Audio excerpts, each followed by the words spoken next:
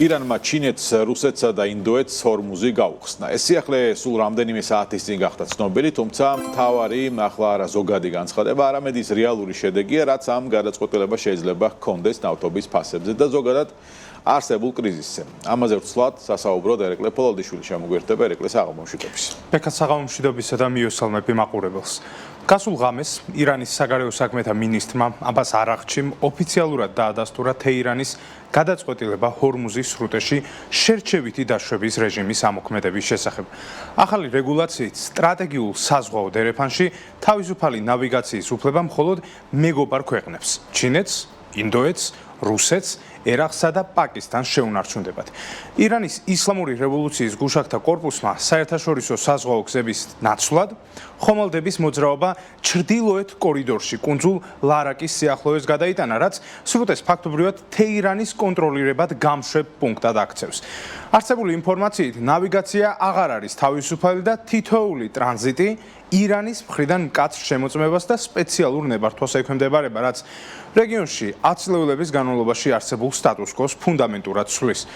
მართალია ამ მოცემულობამ ჩინეთიც და ინდოეთიც, ასევე სხვა ქვეყნებიც, მათ შორის რუსეთიც პრივილეგირებულ მდგომარეობაში ჩააყენა, რადგან იმ 30-35% შორის აღმოჩნდებიან, რომლებიც ნავთობის გატანას შეძლებენ, თუმცა რასაც ვერ გავექცევით, არის ის, რომ ამ ქვეყნებისთვისაც კი ნავიგაცია მნიშვნელოვნად უკვე გაძვირდა და გართულდა. მიუხედავად იმისა, რომ ინდურმა ტანკერებმა უკვე შეძლეს არაბთა გაერთიანებული საამიროებისა და ქუვეითის პორტებიდან ტვირთის გამოტანა, ისინი იძულებულნი გახდნენ ჯერ მრავალი დღის, ახლა კი მრავალი საათის განმავლობაში IRGC-ის ნებართვას დალოდებოდნენ.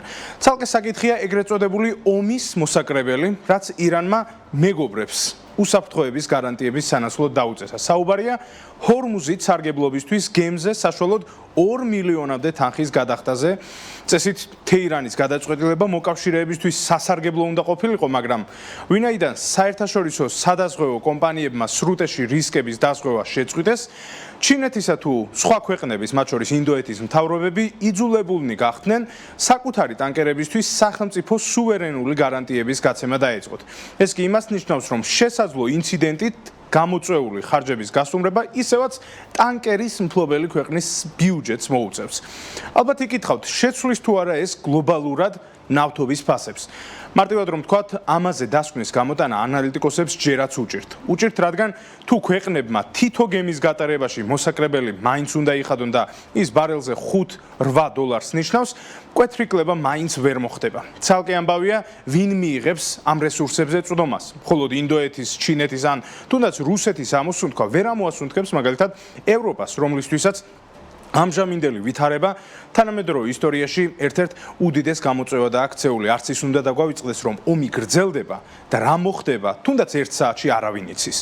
ეს დათმობები ვერაფერს ცვლის გათხევადებული ბუნებრივი აირის ბაზრისთვის, სადაც ვითარება კრიტიკულია. მას შემდეგ, რაც კატარის რასლაფანის კომპლექსზე განხორციელებული დარტყმების გამო ქვეყანამ ფორს-მაჟორი გამოაცხადა, გლობალური ექსპორტის 17% ბაზრიდან უბრალოდ გაქრა. შესაბამისად, ჩინური თუ ინდური ხომალდებისთვის სრუტის გახსნა ფიზიკური რესურსის დეფიციტს ვერ აავსებს. ევროპული სახელმწიფოებისთვის კი ვითარება მარტივად რომ ვთქვათ, უიმედოა. ბრიუსელი, რომელმაც რუსული მილსადენები კატარულ თხევად გაზზე გადაცვალა, ახლა ორმაგი ბლოკადის პირობებში სრულიად უნებლიეთ აღმოჩნდა. ევროპული საცავების შევსების სეზონის წინ გაზის ფასი Dutch TTF ბირჟაზე უკვე გაორმაგდა და მეგავატ საათზე 60 ევროს მიაღწია. მოკლედ რომ შევაჯამოთ, მსოფლიოს ამჟამინდელი მდგომარეობა მას რომ შევაფასოთ, მას კარგი ნამდვილად არაფერი ეთქმის. გლობალური ენერგეტიკული ბალანსი უკვე რამდენიმე კვირაა მკვეთრადაა დარღვეული.